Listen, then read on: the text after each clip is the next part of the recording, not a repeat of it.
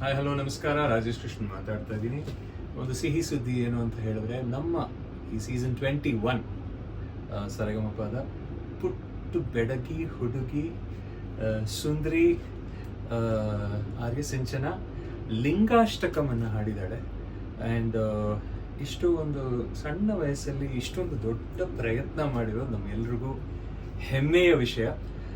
ನೀವೆಲ್ಲರೂ ಕೂಡ ಇದನ್ನು ಕೇಳಿ ನಿಮ್ಮ ಆಶೀರ್ವಾದ ಅವಳಿಗೆ ಕೊಡಬೇಕು ಅಂತ ನಾನು ಕೇಳ್ಕೊತಾ ಇದ್ದೀನಿ. I really like the entire rendition.